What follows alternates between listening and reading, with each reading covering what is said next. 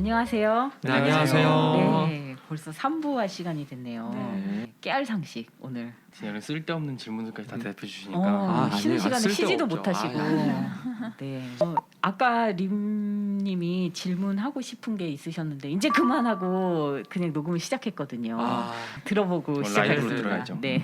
제가 궁금했던 거는 네네네. 디자인 전공을 하는 학생인데 휴학을 하고 예. 이제 어떤 회사에서 잠깐 근무를 하게 됐는데요. 회사의 사장님께서 팜플렛을 만들어 달라고 하셔서 그 학생이 이제 학교에서 아직 배운 게 많이 없는 좀 어린 학생이다 보니까 저작권에 대해서 제대로 생각을 못하고 이제 특정 유료 폰트인데 그거를 이제 무료로 받을 수 있다고 해서 그거를 다운로드 받아서 그걸로 예쁘게 팜플렛을 만들어서 딱 사장님께 보여줬더니 사장님께서 너무 예쁘다 이걸로 바로 출력할게 하고 쓰셨어요. 네네. 근데 폰트의 저작권을 소유한 회사에서 이건 우리 폰트인데 이거를 유료로 구매하지 않고 샀지라고 하고 고소하겠어라고 하면 그건 누구의 책임이 되는 건가요? 그 책임이요. 그거는 공동 불법행위 책임이 될 것 같아요. 공동으로. 왜냐면은 업주가 분명히 어느 정도 지시를 해줘야 되는 것도 있긴 한데 작업을 한 사람이 근로자이기 때문에 근로자가 실질적으로 저작권 위반 행위를 했고 이제 그를 통해서 사업주도 관리 감독 책임이 있는데 이게 유료 폰트인지 아닌지 정확히 체크를 못했잖아요. 근데 그게 유료 폰트가 체크인지 뭐 그게 뭐 일반적인 그 업무에 속한 그런 사람들이 당연히 체크해야 되는 주의 의무라면 뭐 과실 비율은 거의 뭐 반반일 수도 있고 뭐 업주에게 좀 더 책임이 있을 수도 있고 한데 결국에는 둘이 공동으로 그 부분 해결해야 됩니다. 그러면 네. 좀 반대로 네. 업주 입장에서는 이 사람 때문에 손해를 본 거잖아요. 그렇게 볼 수 있거든요, 사실은. 근데 그거는 결국에는 먼저 갚아요. 이런 저작권 문제에서는 저작권법상 형사처벌을 받게 돼 있거든요. 저작권 위반은 무조건 벌금이 딱 나와요. 근데 이런 유료 폰트 정도의 가격은 어느 정도인지 모르겠지만 아마 실구매 가격이 있겠죠. 실구매 가격 뭐 X1이라고 치고 팜플렛을 찍었다고 하셨죠. 몇 장이나 찍었을까요? 한 뭐 15장 정도로 찍었다고 하면 그러면은 뭐 유료 구매한 거에서 팜플렛을 뭐 정확히 N으로 곱해서 나올 수는 없지만 어느 정도 그렇게 비싸진 않거든요. 한 1-200만 원 선에서 아마 그게 비용이 정해질 거예요. 개인은. 그런데 법인이나 사업체가 했기 때문에 분명히 그쪽은 배상금을 높게 부를 거고 왜냐면은 이런 거는 양벌 책임이라고 해가지고 회사와 근로자 모두가 둘이 책임을 져야 되거든요. 회사는 너가 얘에 대한 어떤 관리 감독 책임을 못했기 때문에 이런 저작권 왜냐면 이런 저작권으로 인해서 저작권 위반으로 인해서 이득을 얻는 거는 결국 그 주체는 근로자보다는 회사일 거거든요. 그래서 이렇게 둘을 같이 묶어서 처벌하는데 이제 그렇게 되는 경우가 다반사라서 근로자도 이제 우선은 처벌을 받긴 받고 그런데 얘도 돈을 내요. 얘가 돈을 먼저 다 내요. 다 내도 돼요. 그걸 우리가 이제 부진정 채무관계라고 하는데 아무튼 둘 중에 한 명이 다 내도 돼요. 1억이면 1억 아니면 1억까지는 안 가도 1,000만 원, 1,000만 원 얘가 다 내요. 그리고 나서 내부적인 과실 비율에 따라서 이제 업주가 근로자한테 청구를 하는 거죠. 그걸 이제 구상권 행사라고 하는데 그런 식으로 정해질 겁니다. 그럼 두 분의 질문에 대해서 어느 정도 답변이 네. 네. 감사합니다. 예. 그리고 이제 꼭 듣고 싶었던 게 이제 부당해고. 이제 그렇죠. 그리고 요즘엔 또 중요하죠. 코로나 때문에 맞아요. 더 이게 좀 고민이 쉽지가 서로 않아요. 네. 해고가 두 종류가 있어요. 하나는 업주의 사정, 즉 경영상 원인으로 한 정리해고라는 표현 우리가 많이 쓰잖아요. 그게 있고 하나는 그냥 징계해고. 회사가 야 너 이거 아닌데 하는 거죠. 일반적인 징계해고 같은 경우는 제가 앞에 보면 여러 사유들을 제가 많이 대부분은 적어놓은 게 아니라 반절만 적어놨는데 보면 뭐 환경 경영 사칭, 이력서 허위 기재 뭐 당연하겠죠. 무단 결근 당연하겠죠. 업무상 지시 위반 애매하죠. 사실은 원칙적으로 징계 사유지 이게 징계도 이렇게 아까 제가 자꾸 이제 취업 규칙이나 징계에 대해서 이제 내부적으로 사무 규칙이 있을 거라고 했잖아요. 어느 정도 대부분 회사들은 그런 걸 갖고 있어요. 징계표가 다 있어서 예를 들어서 업무 지시 위반 세부적인 내용을 이렇게 뭐 상급자에 대한 뭐 이렇게 강한 업무 지시 위반 아니면 단순한 뭐 업무 혜택 막 이렇게 있는데 뭐 3회 이상, 1회 이상 뭐 이렇게 다 써 있거든요. 그거에 따라서 징계가 정해지는데 이제 업무 지시 위반으로 해고까지 가려면은 굉장히 아주 높은 수준으로 가야 되는 상황이고 그다음에 제가 뒤에 써놨는데 업무 영역이 정당하지 않았다. 그런데 위반을 했다. 그럼 징계 사유에도 해당하지가 않습니다. 아무튼 업무상 횡령, 돈을 떼어먹는 거죠. 네, 이거는 거의 그냥 빼박 텐트로 그냥 바로 왜냐면 이거는 왜 그러냐면은 1,000만 원 한 놈하고 500만 원이랑 5만 원 한 사람이랑 똑같다는 거예요.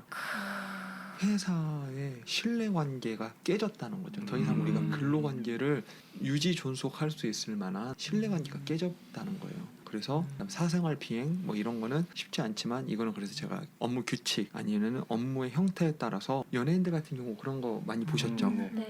이미지에 네. 손상이 있어서 회사까지 연결될 수가 있잖아요. 연예인이 갖고 있던 이미지에 환승을 해서 내 회사의 이미지도 같이 제고하려고 하는 건데 얘 이미지가 계약 당시보다 곤두박질 쳤는데 네. 뭐 단순한 게 아니라 뭐 마약 이런 거. 마약 뭐 이런 거 얘가 컨트롤할 수 있는 거 컨트롤할 수 없는 것도 암 걸렸다든지 이런 거는 예, 어쩔 수 없지만. 없을 수 없잖아요. 예. 그런 게 아니라 본인의 과실로 인한 그런 예.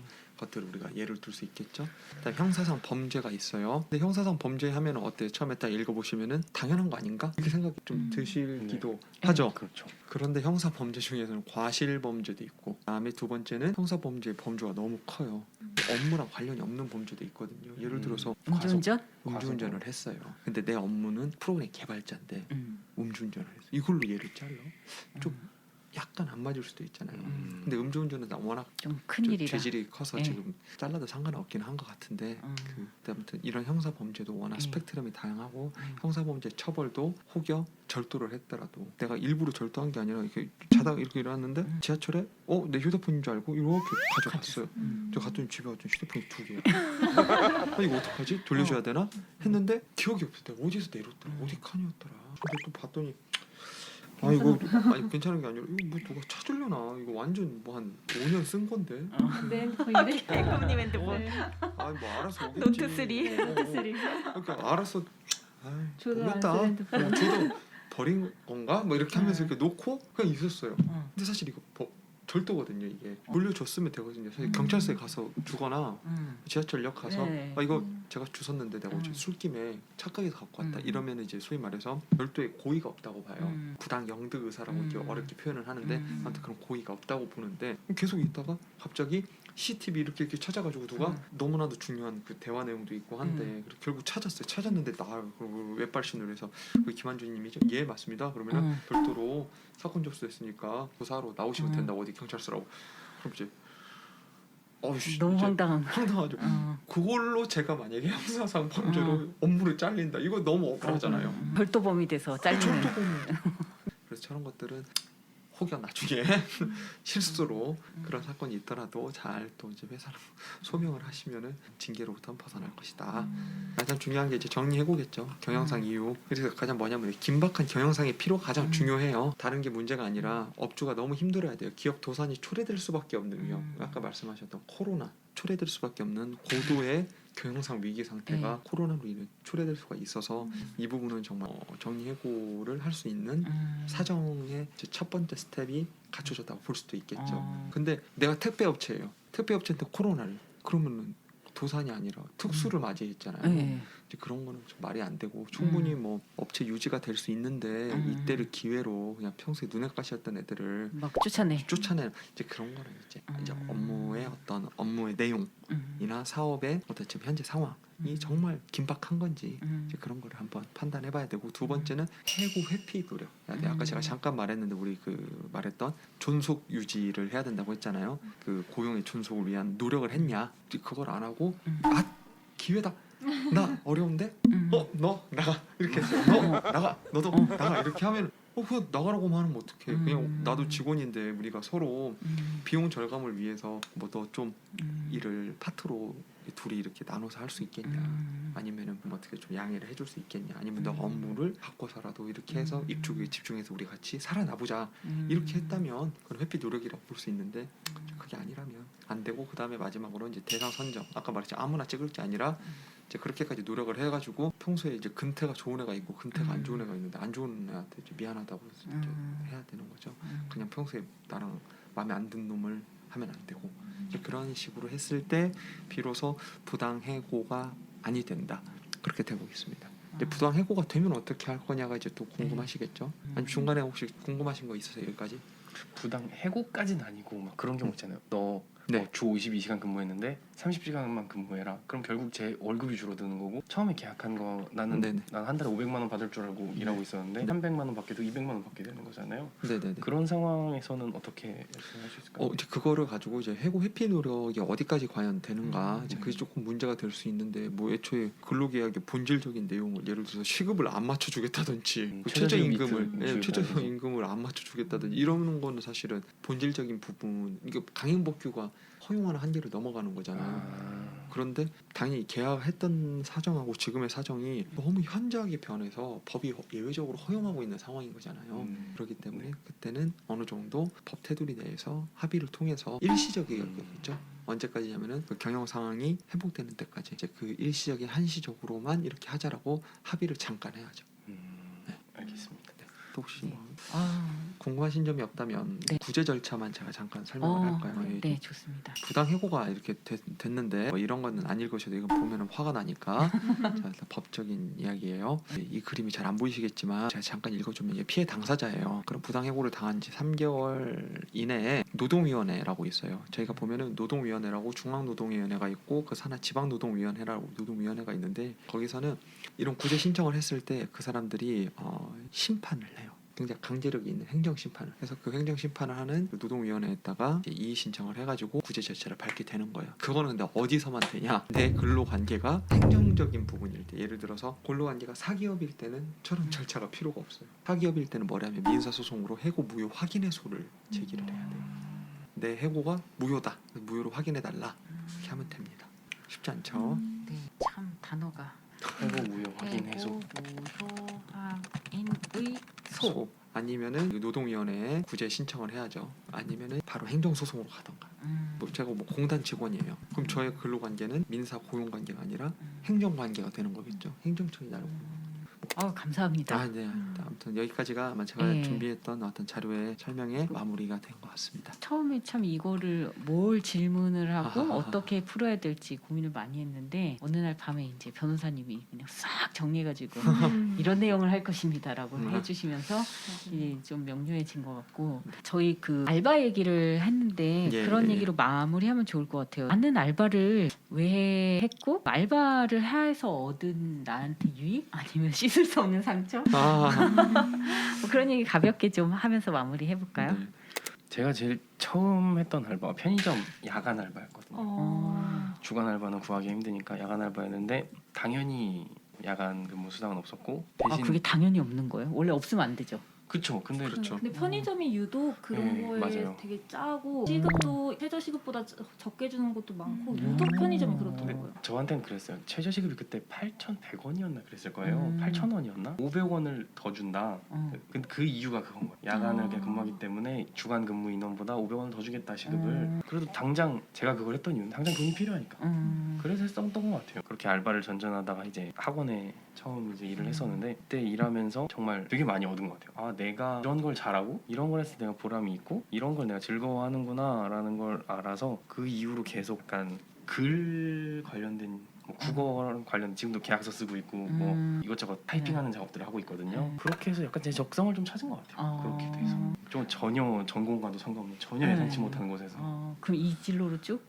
근데 저는 그 지금 이 일을 계속 하진 않더라도 뭐 나중에 다시 학원을 들어갈 수도 있고 아니면 그냥 서무나 이런 쪽이 저랑 잘 맞는 것 같아요. 림님은 어떠세요? 우선 제가 아르바이트를 했던 이유는 제가 쓸 수 있는 돈을 스스로 벌어보기 위해서 했었어요. 근데 그 아르바이트를 하다 보면서 일은 사회 경험을 할 수 있기 때문에 했었던 것 같아요. 고용법이라든지 사람 사이에 상의를 할 때 거기에 어떤 강제력을 가질 수 있는 또는 자기 권리를 지킬 수 있는 법에 대한 것들은 전혀 몰랐었는데 그래도 뭔가 약간 인간관계에서 얘기를 하면서 그 합의점을 찾을 수 있는 그런 부분이 되게 좋았어서 이게 나중에 내가 아르바이트가 아니라 다른 데서 정식적으로 일을 하게 되어도 법이 손을 미치지 않는 부분에서 내가 말로써 이 사람이랑 같이 잘 공동으로 합의를 해가지고 더 좋은 결론이 나올 수 있게끔 되겠구나 그런 생각을 하면서 네, 아르바이트를 계속하게 되었었던 것 같아요. 그리고 가장 기억에 남는 알바는 아까 쉬는 시간에도 잠깐 얘기했었지만 이제 아르바이트의 업무가 원래 하던 것에서 갑자기 변동되었을 때 특히 그게 이제 뭐 디자인이라든지 음악처럼 뭔가를 생산하는 업무일 때 거기에 대한 자기 권리 주장을 어떤 정규직 직원과 같이 취급이 되는 건지 아니면 더 낮은 임금을 받고 그만큼 더 노력을 해서 만들었던 결과물인 만큼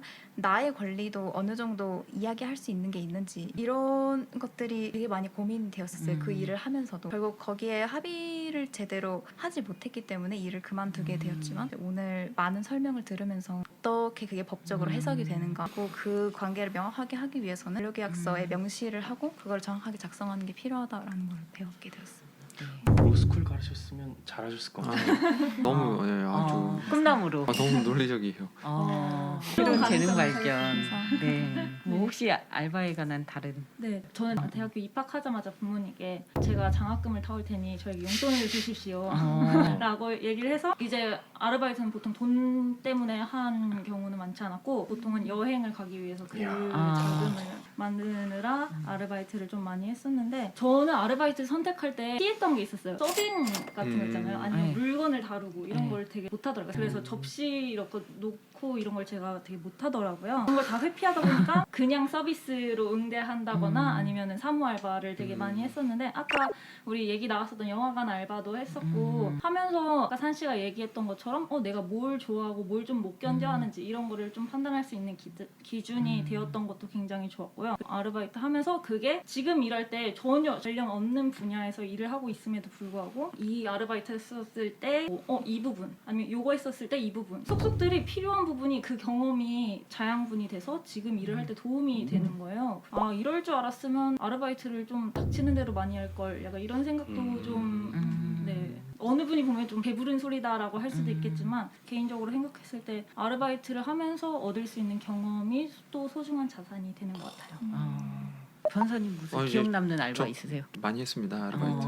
돈도 벌고 싶고 오토바이가 그때 너무 타고 싶어가지고 그래서 오토바이 타고 싶어가지고 돈 모으느라 택배 상하차 택배상. 그 네. 힘들다는 그것도 한 반년 해보고요. 오래 하셨네요. 네, 돈가스 튀기는 알바, 찜질방 혹시 옛날에 한참 유행 많이 했잖아요. 네네. 거기 보안 알바를 제가 또 한 3개월 과외는 뭐 짜발짜발 이렇게 해봤는데 짜발짜발이 좀 사투리예요. 그렇게 좀 참 이러면 안 돼. 과외 알바도 네. 이렇게 좀 이렇게 몇 번 하고 네. 자소서 태핑 오. 네, 그런 것도 좀 하고. 이야. 기억에 남죠. 다 네. 기억에 남는데 택배 알바 같은 경우는 몸에 새겨지니까 이게 정말 그날의 고통이. 전 이제 알았어요. 택배 노동자들 요새 지금 파업하잖아요. 네네. 그거를 저는 어느 정도 공감을 하고 있어요. 왜냐면은 왜 하필 이 시기인가? 추석 때 죽거든요. 맞아요. 김치 이런 것만 들어가도 맞아요, 진짜 무겁다. 저는 제가 4월에 시작해서 한 반년 했으니까 딱 추석 때까지 하고 끝났는데 4월은 일이 없었어요. 그냥 이렇게 나르는데 그냥 뭐 한 할만했어요. 한 8시간, 뭐 7시간 뭐 이렇게 이게 이 작업밖에 안 하거든요. 이렇게 마대를 잡아서 옮기고. 하차대에 옮기고 5월이 되니까 갑자기 새벽 어버이날, 스승의 네. 날. 5월은 어린이날. 미칠 것 같은 거예요. 한 2시에 끝나던 게 막 4시, 5시에 끝나고 와 죽겠는데 여름에는 진짜 도망가요 애들이. 여름 맞아요, 방학 때 더워요. 대학생 애들이 술값이랑 네. 여자친구 100일 반지 만들겠다고 왔다가 파스값 오지게 쓰고 가요. 하루 끝나고 장마철 너무 힘들어요. 장마철에 또 폭주해 갑자기 집에 있으니까. 팍 올라와요. 그러면 막 물 차 있는데 막 물 맨날 쓸어야 되고 이제 가서 일하다가 9월달에 진짜 증오했어요. 정말 너무 막 이를 갈았어요. 누가 왜 보약을 얼려서 보내 보약 보내지 막 홍삼 과일은 가벼운데 뭐가 무겁냐면 소갈비짝들 죽어나요 진짜 소갈비. 저는 어버이날에 사고를 얼려서 보내는 사람 진짜 너무 싫어요. 우리 마지막으로 이제 알바를 하고 있는 청년에게 혹은 열심히 살고 있는 나에게 쓴 세 줄 편지 후다닥 얘기하고 마칠게요. 가셔야 되는데. 네네 저는 뭐 이렇게 많이 생각 안 했는데 알바를 해보니까 네. 다 인생에 도움이 되고 젊을 때 고생 사서도 한다고 하는 말 요새 하지 말라고 하는데 네. 해보니까 다 도움이 되더라고요. 그래서 지금은 힘들고 잠깐 어렵더라도 네, 또 이게 다 본인의 인생에 다 도움이 될 거니까 네. 하시고 다만 부당한 거를 일부러 참을 필요는 없는 것 같아요. 일 자체의 어려움은 견디는데 네. 부당함이 있다면은 네, 그거는 견딜 필요는 없고 네. 억울한 일이 있으면은 또 주변에 이렇게 뭐 저 같은 변호사 찾아도 되겠지만 네. 네, 법률구조공단도 잘 가시고 음. 네, 그렇게 해서 억울하지 않고 그냥 젊은 날의 어떤 추억 쌓기 정도로 잘 하셨으면 좋겠습니다. 네, 감사합니다. 저희 끝나고 다 같이 연락처 받아야 되겠어요. 네. 네. 저는 처음 시작한 일이 제대로 된 일이라는 게 학원 일이었거든요. 근데 그 학원에서 저는 이 전공이랑 전혀 맞지 않는 전공을 가지고 있고 제가 내세울 수 있는 건 제 수능 성적과 제가 논술로서 대학을 들어갔다는 거밖에 없었는데 이 학원에서 저를 뽑았던 가장 큰 이유가 뭐였냐면 저도 택배 상하차를 한 2달 했었거든요. 오. 12월 말부터 한 2월 제일 초까지 바쁠 서울 쌀만 괜찮네요. 20kg 들어오고 김치 들어오다가 터지고 그러고 장난 아니에요. 하여튼 그랬는데 그 경력을 되게 유심히 보시면서 이런 것까지 이렇게 할 사람인데 뭘들 시키면 못하겠냐라는 것 얘기를 하시면서 저를 뽑아주시더라고요. 저 그래서 그 얘기 듣고 정말 이게 젊었을 때 고생은 사서 한다 그러잖아요. 저도 아직 젊지만 많이 해보고 많이 경험을 해보는 게 자기 커리어에 그리고 자기가 앞으로 인생을 개척해 나가는데 충분히 도움이 될 거라고 생각해서 저는 이제 막 알바를 시작하거나 취업을 준비 중이신 분들한테 재고 따지지 말고 닥치는 대로 해보는 게 좋지 않을까라는 이야기를 전 좀 해드리고 싶어요. 감사합니다. 림님 써오신 거 한번 읽어주실래요? 저요. 그 학업을 병행하면서 아르바이트를 하는 청년 모두 고생 많고 장합니다. 아르바이트를 하며 이른 사회 경험을 하고 고용주와의 소통이 협의점을 도출하는 것을 배우는데 도움이 될 것입니다. 아르바이트를 하는 환경이 나아져서 고용주도 알바생도 서로가 원하는 바를 충족할 수 있었으면 하는 바람이 있습니다. 또 사람을 고용하기 전 그리고 보수를 받으면서 일하기 전 필수적으로 알아야 할 것들에 대해서 반드시 배우는 것이 좋을 것 같습니다. 마지막까지. 자꾸 네, 재능 발견. 맨 마지막에 어. 고용노동부 이렇게 해서 캠페인처럼 장학이 깔아드릴 것 같아요. 공익광고 협의회. 과거에 알바를 찾던 저에게 쓰는 어. 편지였는데요. 어차피 해야 한다면 더 즐겁게 일할 수 있기를.